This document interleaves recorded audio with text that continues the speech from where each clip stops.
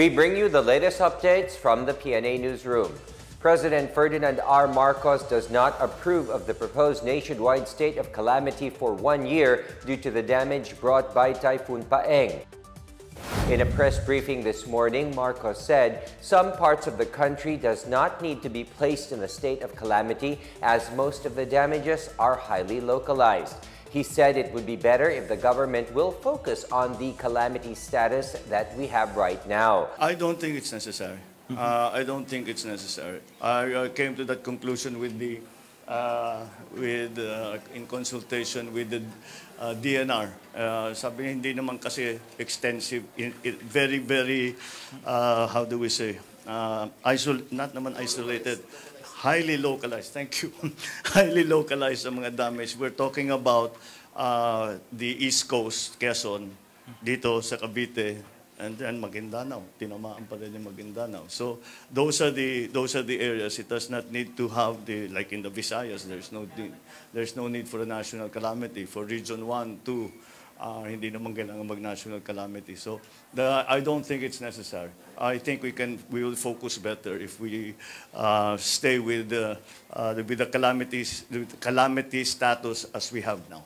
The president earlier conducted an aerial inspection of the damage together with Cavite Governor John Vic Remulla. He also led the distribution of DSWD assistance to Paeng-affected families in San Jose Evacuation Center in Nobeleta, Cavite. The municipality of Nobeleta, along with Kawit, is one of the hardest hit areas in Cavite as severe rains from the uplands caused heavy flooding, leading to the destruction of a river wall near the Ilang-Ilang River. Around 18,000 families have been evacuated in Cavite, according to authorities. Currently, at least 50 million pesos worth of relief goods are being distributed to the victims of the natural calamity. Marcos said the government is already eyeing a long-term solution with the help of the Japan International Cooperation Agency or JICA. Sabi namin kung aayusin lang natin ito, aayusin lang natin. Pagka may malakas na naman na ulan, balik na naman tayo dito sa sitwasyon nito.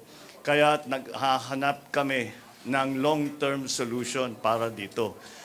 May possibility na merong project na approved na galing sa Japanese, sa JICA, na ipalalakihin nila yung ilog para mas malaki ang dadaanan ng tubig. And then, meron siyempre may mga flood control na gagawin.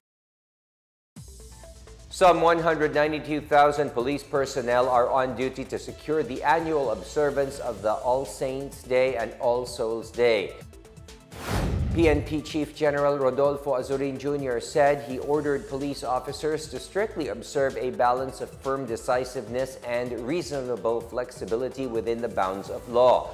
So far, he said, the PNP has established some 5,784 police assistance desks in 4,769 public cemeteries, memorial parks, columbaria, and catacombs around the country. Azurin said the PNP will stay focused to ensure order and security on this national holiday, even as the PNP remains preoccupied with post-disaster response operations.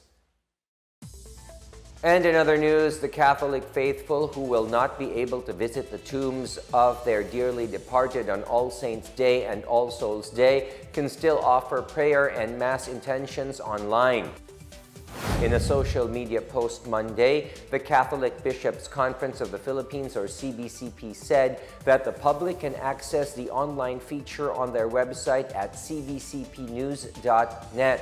The CBCP made this statement as cemeteries, columbaria, and memorial parks reopen their doors to those who will visit their departed loved ones. The government ordered these areas closed during the Undas holidays in the past years to curb the spread of COVID-19.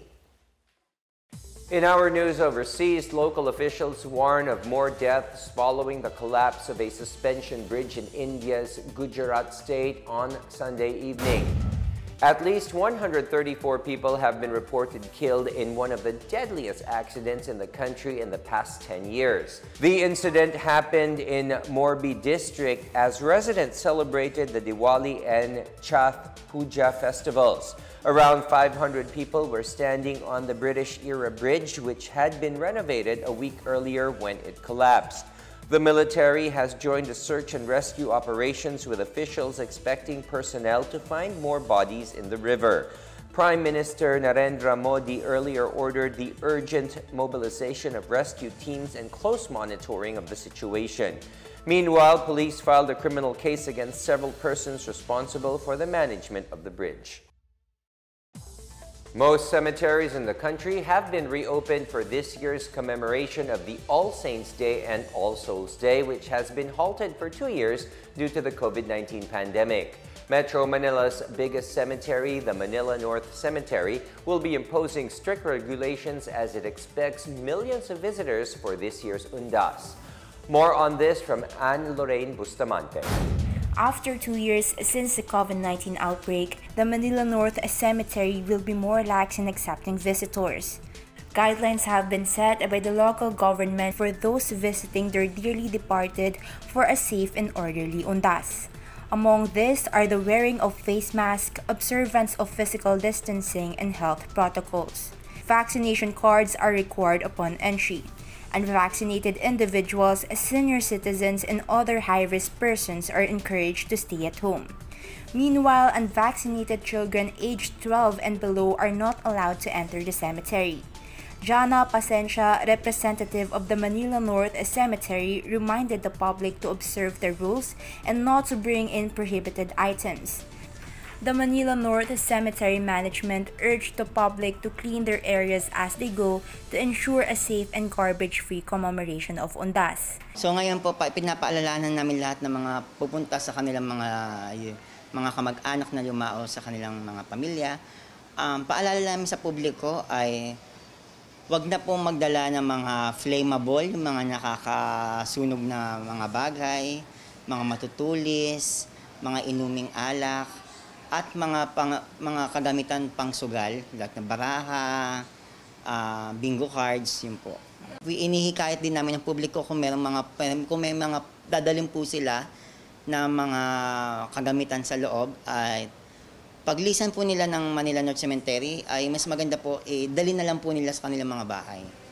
Meanwhile, a number of visitors went to the Manila North Cemetery wary and cautious even as the rules are more relaxed. Malaking tulong. Sa paanong paraan po? Hindi masikip. At saka mahirap hindi nakikipagsiksikan. Kamukha ko, matanda na, hindi naman ako pwedeng makapagsiksikan. Kasi para hindi siksikan, hindi matao. Free face masks and alcohol are distributed and available at the entrance of the Manila North Cemetery, while the main gates are open from 5 a.m. to 5 p.m. only from October 29 until November 2. For the Pna Newsroom, I am Anne-Lorraine Bustamante. And that is the latest and the biggest stories from the Pna Newsroom. For more news content, visit our webpage or head onto the Philippine News Agency's Facebook and Twitter accounts.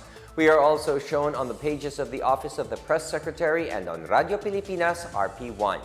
I am William Theo. We tell stories that inspire change. Good day, everyone.